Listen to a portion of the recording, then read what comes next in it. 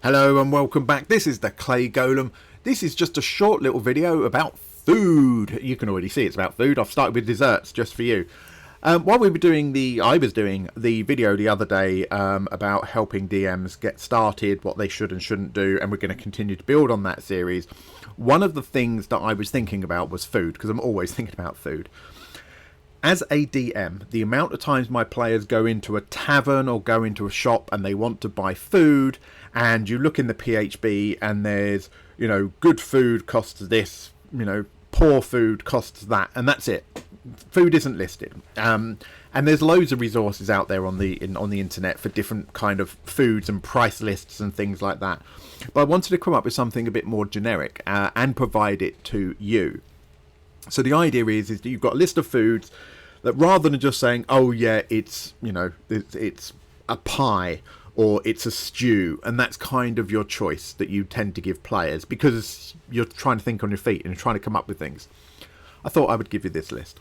So we've got some desserts in here. We've got milk bread, baked pears, apple pie, apple muse, and apple muse supreme with extra bits in. Now do note whether it's designed to be served hot or cold, what type it is. So these are desserts, how common they are. Anywhere you've got apples, you can make apple muse. It's not a big deal. Scarcity, is it common, uncommon? That's going to vary for you guys and your individual campaigns, of course, but just wanted to give you an idea. And I've put some costs in there as well. Now the reason I've broken them down like this is you can use it as a document like this. Of course you can. We've got our main meals and stuff here as well. But also, if you wanted to, if you're a face-to-face player, you potentially could choose to print it and cut these out. And then you can use them as little meal cards and things like that. If you wanted to do that, laminate them, make them really fancy, if you wanted to do that. This isn't in Foundry yet for you Foundry users, which I know is most of you. But that's part of my question. So let me carry on going through the list.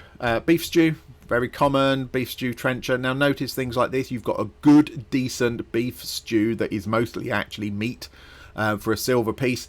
And then you've got this one, which is a crappy beef stew with a few vegetables that is mostly a loaf. It's mostly a cob loaf with the top chopped out and lightly filled. But it's mostly stale bread.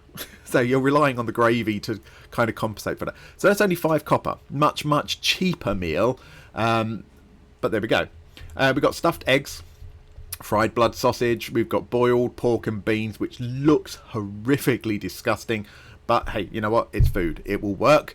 2 copper pieces for a bowl of that nastiness. And a copper piece on top of that if you would also like some bread with it. But we've got the other way as well. So we've got some duck and blackberries here. It's a hot meat dish, uncommon. 2 gold for that. That's quite luxurious. That's a whole duck for 1 person. We've got this spiced lamb stew. So it's got exotic spices and things in it. So it's going to cost us significant more than a standard lamb stew. So we're trying to give a bit of variety in there. Leek and bacon, cabbage and sausage, cheesy parsnips. So we have got some vegetarian type dishes in here. If you've got characters that choose to be vegetarian, they're a druid, they're ethically opposed to eating animals. Yeah, great, fine, go for it.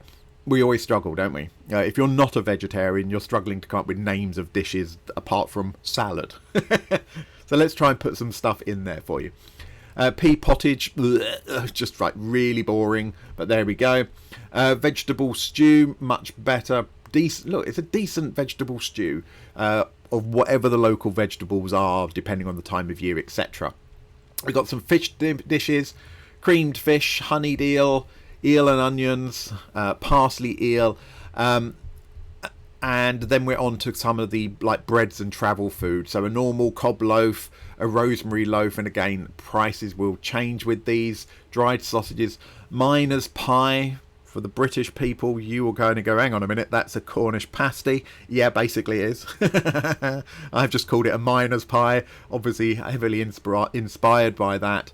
I've even said originally made for miners and things. The idea is that it's a parcel of meat and veggies in a pie kind of thing that's much easier to eat one-handed if you want to eat it while riding a horse and things like that. It just adds that little bit of, colour. I was going to say flavour, but we're talking about food. A little bit of colour to your world. We've got some hard cheese. We've got some goat cheese. We've got some dried fruits, dried mushrooms, hardtack that nobody wants to eat, oat cakes and things like that. So it's not a huge list by any means. It's a relatively short list at this time. So this is a question that I have for you guys. One, do you want me to carry on doing this and fill this out with a lot more options and dishes? Would that be useful to you? I am going to put a link to this PDF version in the comments so you can download it, have a look at it yourself, etc. Is having it in a PDF version like this useful for you? Is that something that's going to be good? Would you consider cutting it out so that you can use it as little food flashcards rather than just having it as a PDF document? Let me know, because if so, then I'll make sure it's structured in a way that makes that easier for you. And also, if this is something you guys like and will use, do you want me to replicate this in Foundry and create a module that just contains food items with all of these things in? Because I can do that, but I'm not going to bother wasting time doing that until I want it, unless there's interest in it. So that's for you guys. So obviously, always comments, please. Leave comments. Do you like it? Would you use it? If you would use it, how are you going to use it? Do you want it as a PDF document? Do you want to chop it up into cards? Would you prefer a Foundry version, like a module with all those items in there in Foundry? How would you like to make that work? You let me know, and we'll see what we can do to bring that forward and just make our lives as DMs a bit easier, while also adding lots of colour to our local environment. You go into one particular tavern and they may have, they may have vegetable stew, but they don't have any creamed fish because they're nowhere near a river. You go to the next tavern in the next town and maybe they have cheesy parsnips, peas, pea pottage, cabbage and sausage, and duck and blackberries, but they don't have leek and bacon, and they don't have lamb. So you can regionalize some of these things. This village is basically a village that's all about sheep, so things like the duck might be something they really don't see at all, but they're going to have lots of lamb type dishes because that's what they have locally. Just see where I'm going with this. But being able to fit in the local economy that matches with the types of food that are available. If you're in a town like Fandelver, if you go to Fandolin, it's got several orchards. When they've got all these apples and could be pears, a lot of their dishes are going to have apples and pears in them, right? There's also not a huge amount of free open water nearby, so they're going to have much less in the way of fish and eels. They might have ducks, duck pond and things like that, but less likely to have fish. Anyway, that's the idea. Let me know. Thank you for watching. Do appreciate it. Just a short little one to let you know I am still alive, and I'm always working on something in the background, and I will continue working on this until I get distracted by something else even more exciting. Take care, everybody, and I will see you in the next one. Bye bye.